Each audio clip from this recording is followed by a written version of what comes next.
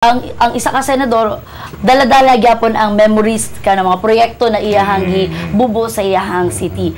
And the reason nga nung lisod, maybe because nagpatronize kita sa Luzon. And second, maybe tungod sa popularity. Kung kisa mong always na to makitaan mo ato ang ginasuportaan.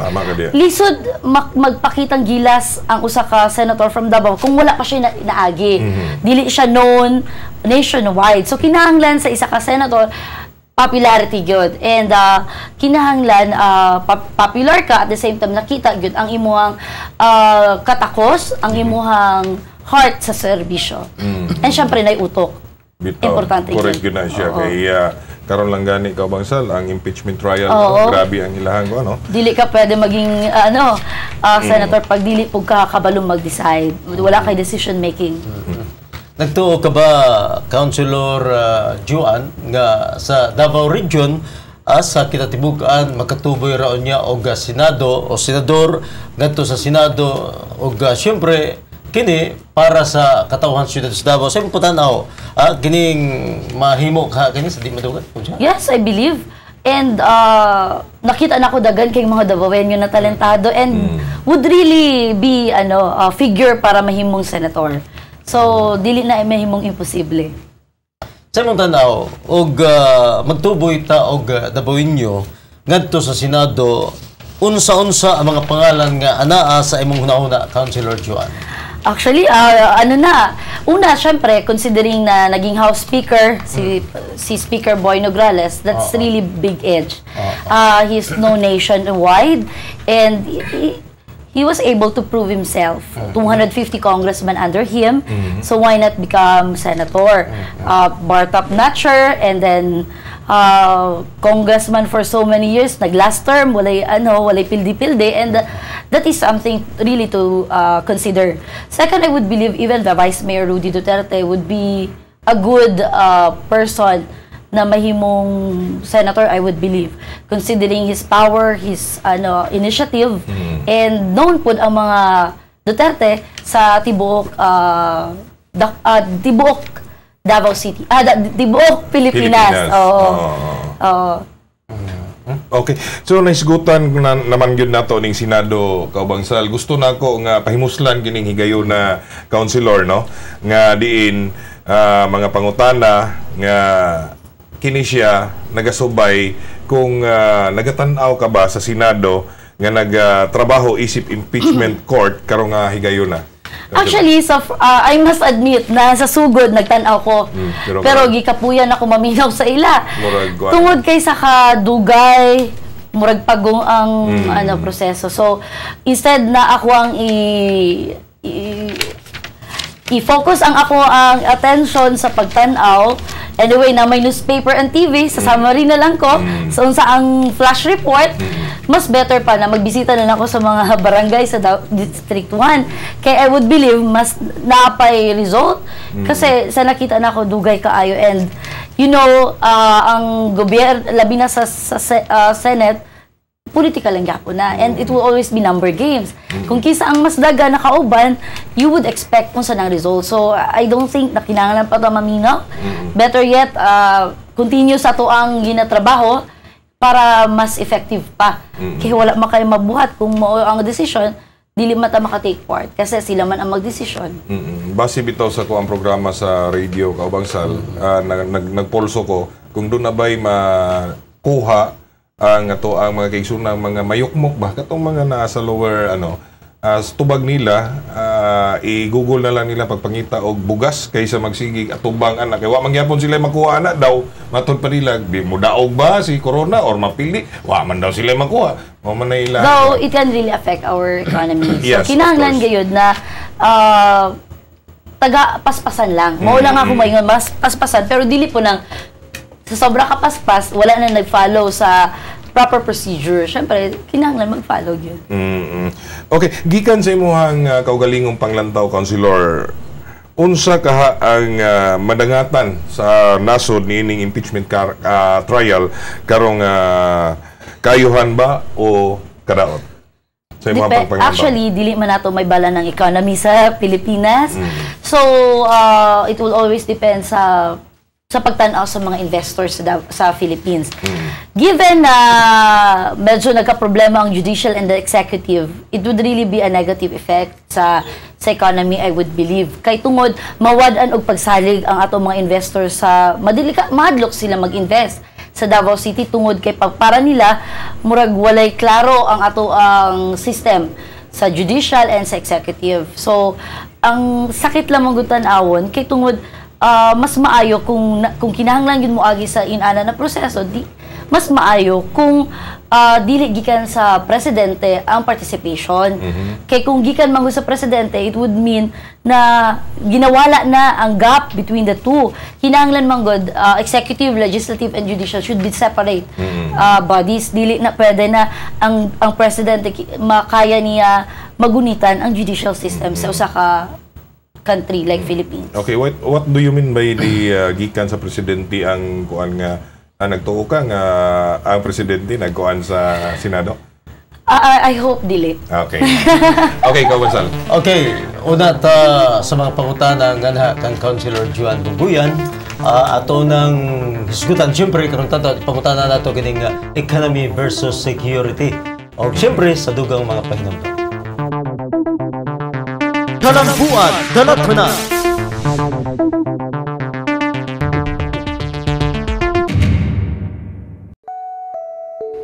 Maayong adlaw, padayon ang atong paghatod kaninyo sa mga maayong balita. Ning higayuna, laing tatak sa kalambuan kining paglampos ning mga kababaihan sa Barangay 32 sa pagpangita og pamaagi aron makaabag sa ilang tagsa-tagsang pamilya. Giatubang ni mga porsigidong mga kababaihan ang hagit nga makatunan ang mga kahibalo sa beauty care skills training. Ang ilang bag-ong kaalam, magamit nila aron makasugod sa ilang gagmayng negosyo. Dako kay nigtabang sa mga labi na sa akong pamilya, labi na sa akong bana makadugang kog income kaniya di nami maglisod kaayo. Gusto ko nga mag-abroad para makasulay pud ko unsa ba. Pasalamat ko kay Sir Carlo Nograles nga iyang gitabangan ang mga babae diri sa 32D nga nakaapil aning manicure namo. Magpadayon ang among pag-alagad kaninyo, kini ang inyong higala Congressman Carlo Nograles para sa Tatak K. Maayong adlaw, aniya na po ang inyong programa, ang Tatak K. Paunang hatod nato sa bag-ong tuig, mao ang kabag-uhan sa matag pamilya. Kapin 50 anyos nga pagmantiner sa ilegal nga koneksyon sa kuryente, sa kapin usa ka gatos ug 50 ka panimalay dinhi sa Barangay 31-D. Ang karon ato ng legal nga naparehistro sa Davao Light and Power Company. Ay dako jud siya kaayo nga tabang kay tungod karon ang amuang kuryente safety na kay ikaw na magkontrol sa imong kaugalingon, iwas ka ng disgrasya lalo na sa sunog ka ng mga short circuit.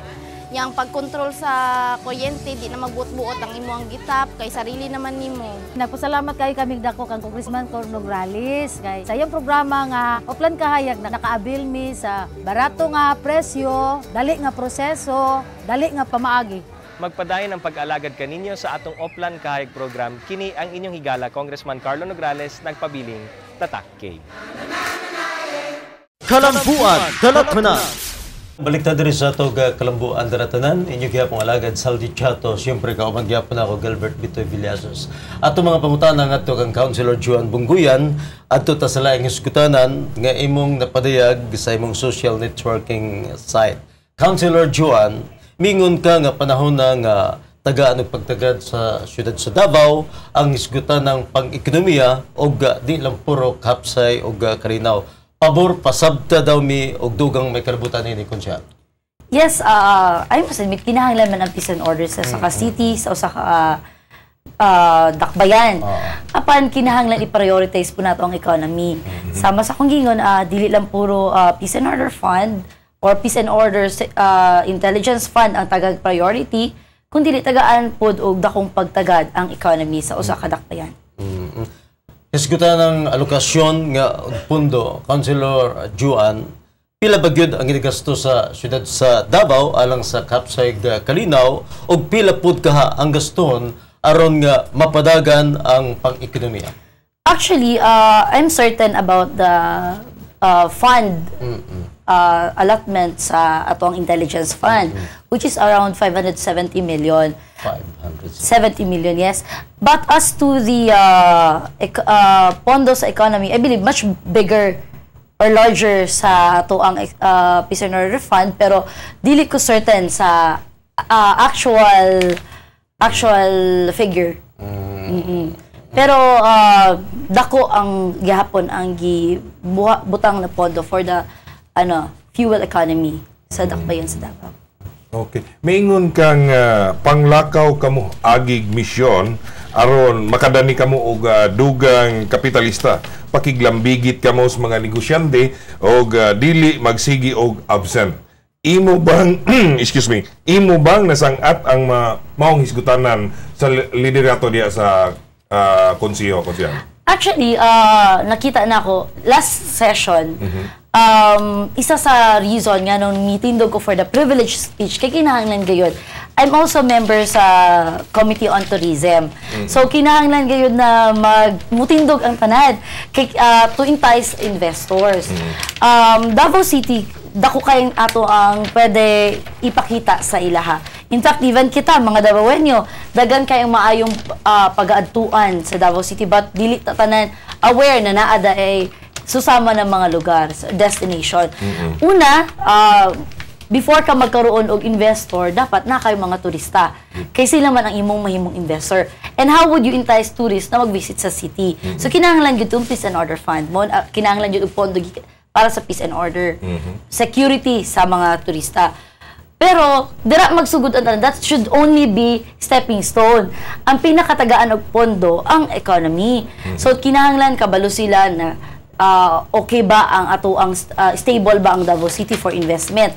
Paano nimo mabuhat na? Tagaan na to example kining sa mga airline company. Kapila ko naggawas og sulod sa dakbayan sa Davao, and you cannot see Davao City na nakipag-coordinate sa ato ang mga airline companies to do sama sa ginabuhat sa Cebu. Kung makita nimo sa Cebu, nakipag-partner ang ilahang City Tourism Office ug ang airline companies, din tanan mga flights padulong sa Cebu City, naa sila mga padula, game, question and answers. Mag-describe sila sa mga lugar, and ilang ipatag naon sa mga passengers kung unsa to na lugar in English grammar, so that katong mga naglingkod dito na mga turista na ang ilang very reason na moadto sa usa ka city is just for business or for visit, nibalaan nila, uy, naada yung naanak na lugar, wala ko kabalo, so ako na lang ng agian pod. So in that way, bisita sila, and how would sa ila palang pag travel, makita nila mga lugar na, ay, progressive day ni na city. Gwapo diri mag-invest og inani, gwapo diri ang call center, gwapo ang BPO, gwapo ang inani na negosyo. So, kinahanglan ma-feel nila ang usa ka city na progressive. Makita nila ang economic status sa usa ka city okay para sila mag-invest. So, kinahanglan gyud secured ang mga investors. So, magsugod na tanan sa tourism. So, motong kinahanglan na naatay partnership outside Philippines para maka-entice ng mga investors diri sa dakbayan sa Davao. So, kinahanglan maging business-friendly ta. Unsay pasabot ana. We're proud that Davao City, kung makita ninyo, as IT chairperson, na-check na ako ang ato ang website sa Davao City website, official website nato. Din makita nimo kung unsa nakapaspas o ka-accommodating ang ato ang gobyerno. If you were to check unsaon ang pagproseso pag-open og business, i-click lang nimo, in fact pwede na online. So tanan kinahanglan magud ang pagproseso sa usa ka ikaw na gani mo invest, ikaw pampalinya nilahon, which is for me dili kaayo maayo. So ikaw ang nag-invest, supposed to be sa sugod pag intro with all the welcome accommodation good ang buhaton sa usa ka city. And how can you make that? Una, dapat sa pag-enroll mo pa lang and planning to do business, makita pa lang nimo one click away. And all you have to do is just to type ang imong gustong pangalan o sa ano, and ang city mismo government would accommodate you. So in ana kapaspas kasi ang tendency the more dugay ang usa ka negosyo na maka-put up sa isa ka city, mawala ang momentum, ma-discourage, and they would think na in a negative way. They would think na siguro kinahanglan nato ni tagaan og something para lang yun na mamugna ang iyang negosyo. But in this way, kung inana kapaspas ang proseso sa tanan, mas maayo, and that would really entice our businessmen to do business here in Davao City. Murag na ko kay kag punto diya, konsihal, regarding sa pagproseso sa mga papilis nga mag-put up og negosyo, dapat i-accommodate, dapat i-atimanon pag-ayo, kay sumala sa imuhang ginaingon, sila ang magbutang og negosyo, makakwarta ang gobyerno, magkakuan og trabaho sa mga tao, dapat palanggaon yun sila, di ba? Tama? Sa taxation palangdaan, and plus the employment generation. So that things, dako jud kayong tabang sa ato ang dakbayan.